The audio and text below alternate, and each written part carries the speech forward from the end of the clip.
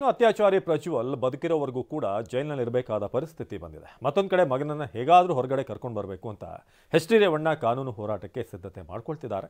ಈ ಬಗ್ಗೆ complete report ಇಲ್ಲಿದೆ.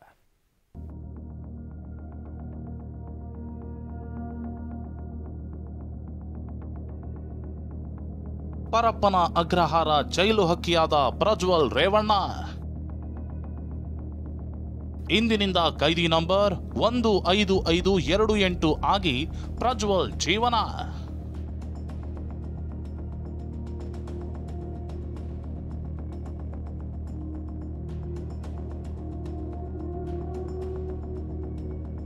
ತಾತ ಮಾಜಿ ಪ್ರಧಾನಿ, ಅಪ್ಪ ಮಾಜಿ ಮಿನಿಸ್ಟರ್, ಹುಟ್ಟುತ್ತಲೇ ಚಿನ್ನದ ಸ್ಪೂನ್ ಬಾಯಲ್ಲಿಟ್ಕೊಂಡು ಹುಟ್ಟಿದ್ದ ಪ್ರಜ್ವಲ್ ರೇವಣ್ಣ ಚಿಕ್ಕ ವಯಸ್ಸಿನಲ್ಲೇ ಎಂಪಿ ಆಗಿ ಲೋಕಸಭೆಗೆ ಪ್ರವೇಶಿಸಿದ್ದ. ರಾಜ್ಯ ರಾಜಕೀಯ ನೋಡೋದಕ್ಕೂ ಮುನ್ನವೇ ಕೇಂದ್ರ ರಾಜಕೀಯ ಕಂಡಿದ್ದ. ಹಾಸನ ಜನರ ಸೇವೆ ಮಾಡುವ ಒಂದೊಳ್ಳೆ ಅವಕಾಶವೂ ಸಿಕ್ಕಿತ್ತು.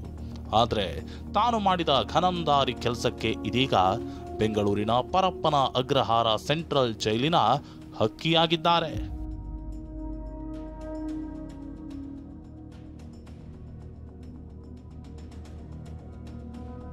ಮೈಸೂರಿನ ಕೆಆರ್ ನಗರ ಅತ್ಯಾಚಾರ ಕೇಸ್ನಲ್ಲಿ ಮಾಜಿ ಸಂಸದ ಪ್ರಜ್ವಲ್ ರೇವಣ್ಣಗೆ ಜೀವಾವಧಿ ಶಿಕ್ಷೆಯಾಗಿದೆ.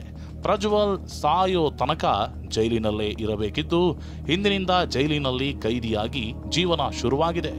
ಪ್ರಜ್ವಲ್ಗೆ ಪರಪ್ಪನ ಅಗ್ರಹಾರ ಜೈಲಿನಲ್ಲಿ ಕೈದಿ ನಂಬರ್ 15528 ನೀಡಲಾಗಿದೆ. ಪರಪ್ಪನ ಅಗ್ರಹಾರ ಜೈಲಿನಲ್ಲಿ ಒಬ್ಬಂಟಿಯಾಗಿ ಕೂತು ಚಿಂತೆ.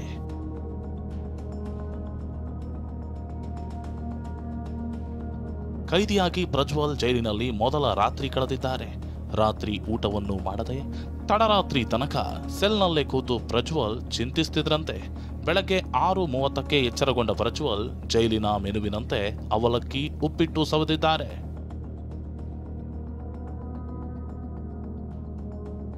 ಪ್ರಜ್ವಲ್ ಸಜಾಬಂದಿಯಾಗಿರೋ ಕಾರಣ ಜೈಲಿನ ರೂಲ್ಸ್ನಲ್ಲೇ ನಿತ್ಯ 8 ಗಂಟೆ ಮೈ ಬಗ್ಗಿಸಿ ದುಡಿಯಬೇಕಿದೆ. ಬೇಕರಿ, ಗಾರ್ಡನ್, ಹೈನುಗಾರಿಕೆ, ತರಕಾರಿ ಬೆಳೆಯೋದು, ಕರಕುಶಲ ವಸ್ತು, ಕಾರ್ಪೆಂಟರ್ ಸೇರಿ ಹಲವು ಕೆಲಸಗಳಿದ್ದು ಯಾವುದಾದ್ರೂ ಒಂದನ್ನ ಆಯ್ಕೆ ಮಾಡಿಕೊಳ್ಳಬೇಕಿದೆ. ಕೋಟ್ಯಂತರ ಆಸ್ತಿ ಒಡೆಯನಿಗೆ ಜೈಲಿನಲ್ಲಿ ದಿನಕ್ಕೆ 524 ರೂಪಾಯಿ ಸಂಬಳವೂ ಸಿಗಲಿದೆ.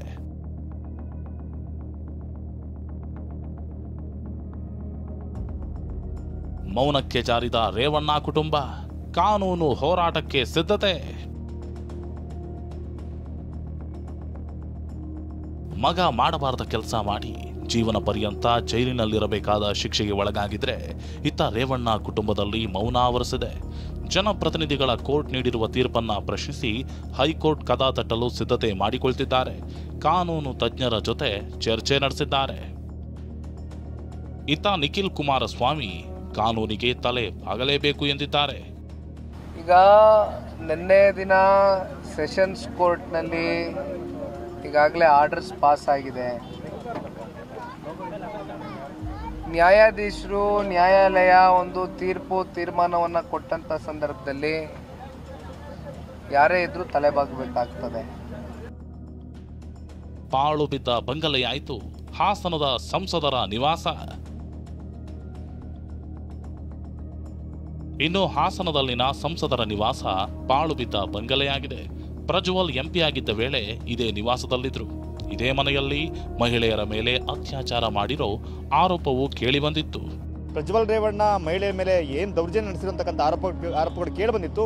ಆರೋಪಗಳಲ್ಲಿ ಬಹುತೇಕ ಮಹಿಳೆಯರ ಮೇಲೆ ಆತ ತನಗೆ ಮೀಸಲಾಗಿದ್ದಂಥ ಏನು ಸಂಸದರ ನಿವಾಸ ಅಂತೇಳಿ ಹಾಸನ ನಗರದಲ್ಲಿ ಇದ್ದಂಥ ಈ ಒಂದು ಮನೆಯಲ್ಲೇ ದೌರ್ಜನ್ಯ ನಡೆಸಿದಂತಕ್ಕಂಥ ಒಂದು ಆರೋಪ ಕೇಳಿಬಂದಿತ್ತು. ಈಗ ಮನೆ ಪರಿಸ್ಥಿತಿ ಹೇಗಿದೆ ಅಂತ ನಾವು ನೋಡೋದಾದರೆ ಕಂಪ್ಲೀಟ್ ಆಗಿ ಒಂದು ರೀತಿ ಪಾಳು ಬಿದ್ದ ಬಂಗದ ರೀತಿಯಾಗಿದೆ. ಒಂದು ಕಾಲದಲ್ಲಿ ಹಲವಾರು ವರ್ಷಗಳ ಕಾಲ JDSನ ಹಲವಾರು ಕಾರ್ಯಚಟುವಟಿಕೆಗೆ ಈ ಒಂದು MP ಹೌಸ್ ಸಾಕ್ಷಿ ಆಗ್ತಾ ಇತ್ತು. ಆದರೆ ಈಗ ನಾವು ನೋಡಿದ್ರೆ ಯಾವಾಗ ಅತ್ಯಾಚಾರ ಆರೋಪ ಪ್ರಕರಣ ಕೇಳಿಬಂತು ಅವಾಗಿಂದನೇ ಒಂದು ಕಂಪ್ಲೀಟ್ ಆಗಿ ಇಡೀ ಮನೆಯನ್ನು ಸೀಸ್ ಮಾಡಲಾಗಿತ್ತು. ಈಗ ಕಂಪ್ಲೀಟ್ ಆಗಿ ಮನೆಯ ಸುತ್ತಮುತ್ತ ಗಿಡಗಂಟಿಗಳು ಬೆಲ್ಲವೂ ಕೂಡ ಬೆಳ್ಕೊಂಡು ಒಂದು ರೀತಿ ಪಾಳು ಬಿದ್ದ ಬಂಗದ ರೀತಿ ಆಗಿದೆ.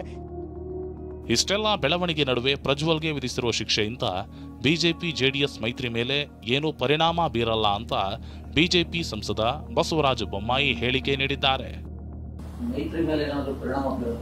ಇಲ್ಲ, ಅದಕ್ಕೇನು ಸಂಬಂಧ ಇಲ್ಲ. ಈ ಪ್ರಕರಣ ಆಗುವಂಥ ಸಂದರ್ಭದಲ್ಲೇ ನಾವು ಮೈತ್ರಿಗಳನ್ನೆಲ್ಲ ಮಾಡ್ಕೊಂಡಿದ್ರು. ಅದಕ್ಕೇನು ಸಂಬಂಧ ಇಲ್ಲ. ಮೈತ್ರಿ ಮೇಲೆ ಯಾವುದೇ ಪರಿಣಾಮ ಬೀರೋದು. ಅದೇನೇ ಇರಲಿ, ಆತ ಪ್ರಜ್ವಲ್ ಜೈಲಿನಲ್ಲಿ ಕಣ್ಣೀರು ಹಾಕ್ತಿದ್ರೆ ಇತ್ತ HD ರೇವಣ್ಣ ಮಗನ ಪರ ಕಾನೂನು ಹೋರಾಟಕ್ಕೆ ಸಿದ್ಧತೆ ಮಾಡಿಕೊಳ್ತಿದ್ದಾರೆ. Bureau report, TV9.